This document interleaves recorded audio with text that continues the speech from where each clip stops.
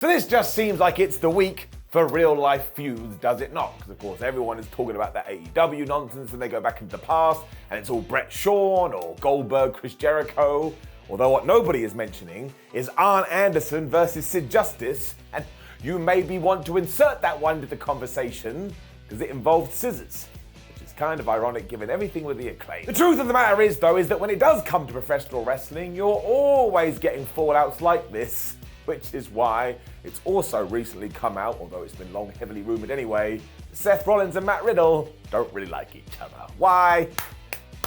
Here's why.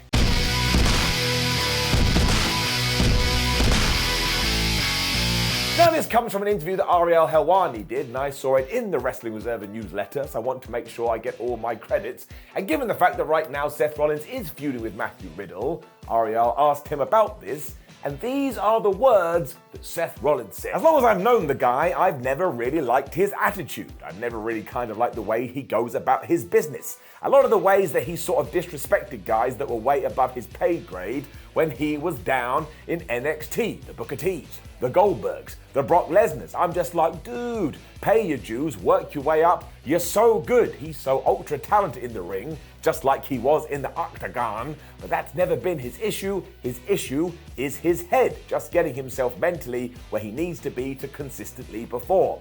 He's trying to talk his way to the top, which I respect in some ways, but at the same time, you're gonna get there. Just work your way up the right way. So I never really liked that. And sure, you can say, oh, it's a work, and maybe it is, but also, no, it's not a flipping work. Some things are just super duper real. I mean, that is so specific and it's so honed in, I just think it stands to reason that Seth doesn't like Matt, and Matt doesn't like Seth, because don't forget, here it comes again, they're just human beings. Seth also went on to state where this did stem from too, and it comes down to an Instagram comment that Matt Riddle left on Becky Lynch's Instagram or something to that effect. And when you do look into this, one, it kind of feels like this is body shaming. So you're like, well, why the hell are you doing that in the first place? It's 2022 and we should be past that. But also two, who the flub is body shaming Becky Lynch? I mean, that is one of the most absurd things I've ever heard in my life. I mean, Rollins was so diplomatic, he even said, look, I get why he did speak out in favor of his partner, because, you know, it's his wife after all, but there is an option two to this. Just zip your mouth and don't say anything. So it's hard to argue with that, and Rollins actually went on to point out that he never wanted to work with Matt Riddle, but hey ho, it is wrestling, you never say never, and in 2022, that's just where we've arrived. And the reason for that is because he's a pro, and if he's asked to do something, he will do it as professional as he can do, and given that we have got to this point, I think that Seth Rollins just needs a massive round of applause, because he does not get the credit for how good he has been recently. I mean, the dude has quite literally, not literally, been on fire ever since basically 2019, when we had that Hell in a Cell debacle.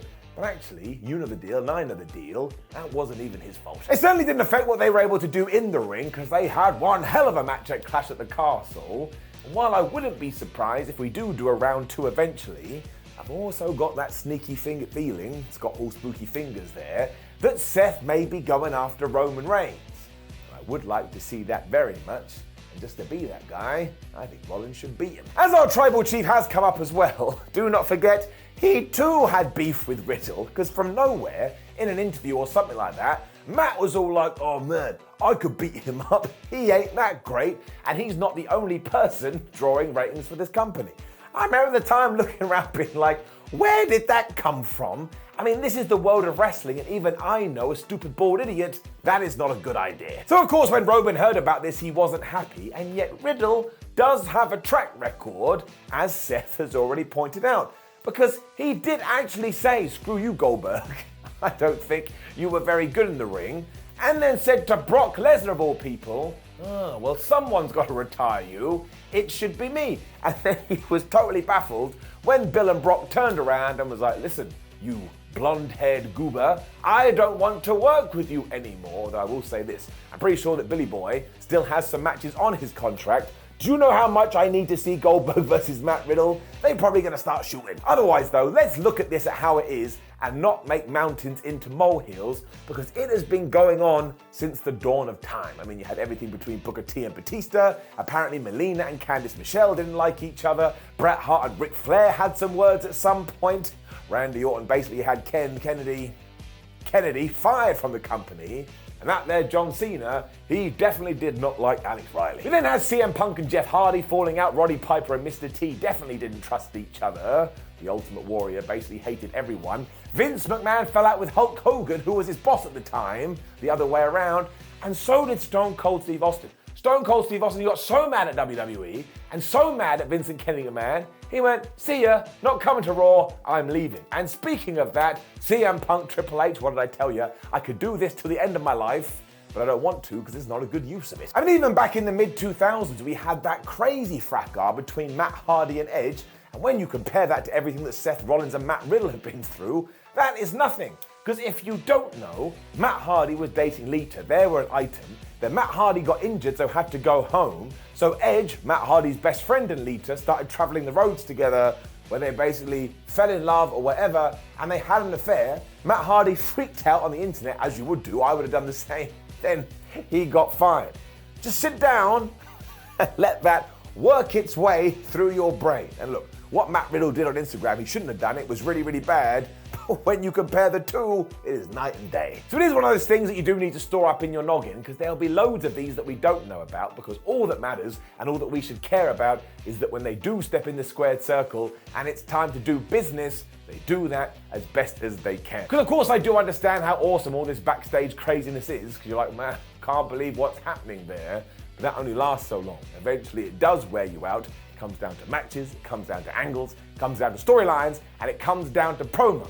And as long as no kerfuffling is affecting that, I think we're gonna be all right. Still though, what a week, eh? I'm so tired and so exhausted for it all. I mean, it got so out of whack, even the Queen passed away, and I don't think anybody had that on their 2022 bingo card. So what I think we should do is that we should all just take a few days, we should rest, we should reset, and then come back on Monday when we're ready to start all over again. Because never forget, my friends, my pals, my buddies, wrestling never ever stops. It just goes on forever as I stare off into the abyss. Meaning, I mean, I'll probably be fired before then, but there is a chance I could get to 65 years old and I'm still making these videos. But actually, now I think about it, if that did happen, I would be a lucky, lucky guy. Now, please do leave a comment below and let me know what you think about all of this and maybe some other feuds that you were into back in the day. Like the video, share the video, and subscribe. Then you head over to whatculture.com where we are keeping you up to date with all of the wrestling news, and there's a hell of a lot. Then you make sure you come follow us on What Culture. Then you make sure you come follow us on social media at Simon316 and What Culture WWE. And again, much like those articles, there's videos just calling your name. Brad, Steve, Jenny. Wasn't me. My name is Simon What Culture. Thank you very much for watching me as always. You have a lovely day, have a lovely afternoon, have a lovely week, a lovely month, and a lovely year. Just be as lovely as you possibly can be. Goodbye.